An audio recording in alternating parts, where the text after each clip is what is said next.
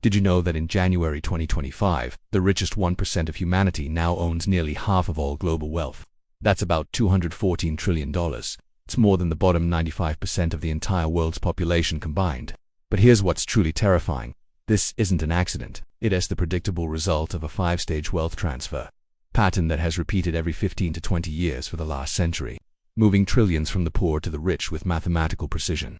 Welcome to the greatest wealth transfer machine ever built. Today, I'm going to show you this exact 5-stage pattern, the same one that enriched the elites during the Great Depression, the 1970s stagflation, the 2008 financial crisis, and the 2020 pandemic.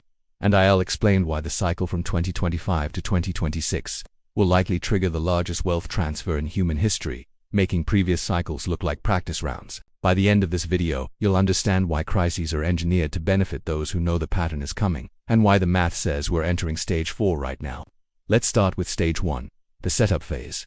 Every wealth transfer begins the same way. Those who control monetary policy create economic imbalances that guarantee a future crisis, not by accident, but by design. In 1925, the Federal Reserve kept interest rates artificially low, creating the stock market bubble that would crash in 1929. The Kennedy family, the Rockefellers, J.P. Morgan Associates, they didn't get lucky. They engineered the conditions and knew when to sell. Then in 2020, the Federal Reserve printed $6 trillion in just 18 months. The 10 richest men in the world doubled their wealth during the pandemic, while nearly half the world's population saw their wealth decline. The pattern is identical every time. Those with monetary control create conditions that benefit asset holders and punish cash savers. But stage 1 is just the setup.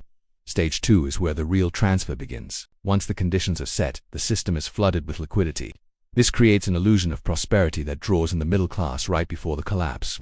The Roaring Twenties wasn't real prosperity, it was Fed-induced speculation. Ordinary people borrowed money to buy stocks at peak prices, while insiders who created the bubble sold to them. The 2000s housing boom wasn't driven by real demand either. It was fueled by Fed policy that made mortgage money essentially free. By 2005, 43% of first-time home buyers made zero down payment. The banks that created these risky loans sold them off just before the collapse.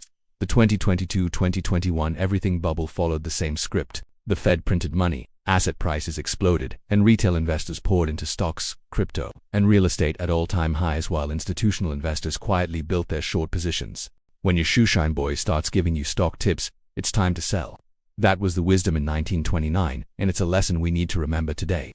There's a predictable cycle to how wealth is made and lost, and we're seeing the signs of a major shift right now. Let's break it down. Stage 2 is the party. Everyone's making money, prices only go up, and it feels like it will never end. But the insiders who started the party know when it's time to leave.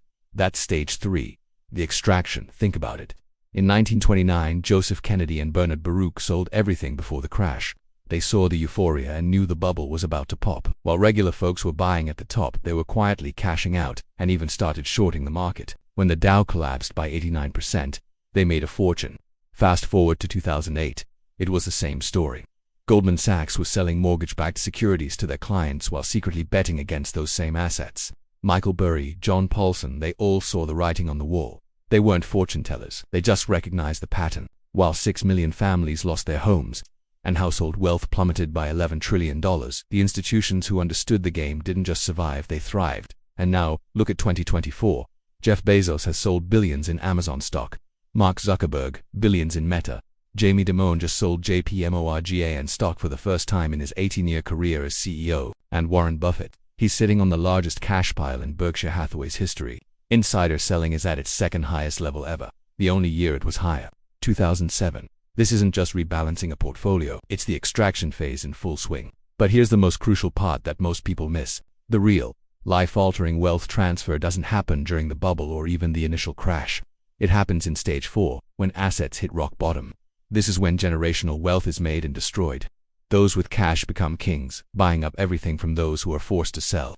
After the 1929 crash, insiders like Kennedy and Getty bought entire industries for pennies on the dollar. After 2008, while millions of families lost 40% of their net worth, the biggest players, backstopped by bailouts, consolidated their power. The richest 1% gained trillions during the pandemic, while small businesses were wiped out. Today, the world's top billionaires control corporations with a combined market cap of over $13 trillion. They are positioned to buy when the next stage hits. The final stage is when this new wealth distribution becomes permanent. The middle class gets squeezed, and the gap widens, not for a year, but for a generation. Recognizing these stages isn't about predicting the future. It's about understanding the past, so you can protect yourself and see what's really happening right now. We ever wonder how the rich get richer, especially during a crisis? It's a pattern, and we're seeing the next phase unfold right now. Let's look back. After the 2008 financial crisis, the big banks got even bigger. Bear Stearns, once trading at $130 a share, was sold to JP Morgan for just $10. Merrill Lynch went to Bank of America, and Lehman Brothers was carved up. The banks deemed too big to fail were all bailed out, while most smaller community banks were left behind. Fast forward to the pandemic, a similar thing happened, but with big tech. Companies like Amazon, Apple, Microsoft, and Google used the chaos to buy up smaller competitors, emerging with more market power than ever before. Now we're entering a new stage. The world's top 1% now control nearly half of all global wealth, and the stage is set for the biggest wealth transfer in history. How institutions like BlackRock, managing a staggering $10 trillion, are sitting on mountains of cash. When the next crisis hits and asset prices fall, they will use that capital to buy up entire industries at bargain prices. The signs are all there. Global debt has ballooned to $315 trillion. Central banks are trapped between raising interest rates and crashing the economy, or lowering them and risking currency collapse. Something has to give. In 2024 alone, billionaire wealth soared by $2 trillion while 60% of the world got poorer. This isn't random. It's a calculated strategy. The cycle is predictable. When markets are high, insiders sell. When the bubble bursts, they use their cash to buy everything from those forced to sell in a panic. The middle class, often buying high and selling low, gets squeezed. This isn't just about money. It's about power. Concentrated wealth influences policy, creating a system that favors even more concentration. So, who wins in the next transfer? Those holding cash and hard assets, giant asset managers like BlackRock and Vanguard, companies like Berkshire Hathaway with hundreds of billions in cash, and tech giants with fortress-like balance sheets. They are positioned to acquire assets on a massive scale. Who loses? The global middle class, with retirement accounts tied up in overvalued markets. Small businesses that rely on credit, and anyone unprepared for the shift. We are approaching the mathematical limits of wealth concentration. If this trend continues, we're not just looking at a wider wealth gap. We're looking at a world where a handful of entities control the majority of our economic future. Understanding this pattern is the first step. Are we heading for the biggest financial crisis of our lifetime? All the signs are pointing to a major event unfolding within the next 18 months. Let's break it down. First, look at the debt system. It's completely unsustainable. In the US alone, interest payments on government debt are rocketing towards $1 trillion a year.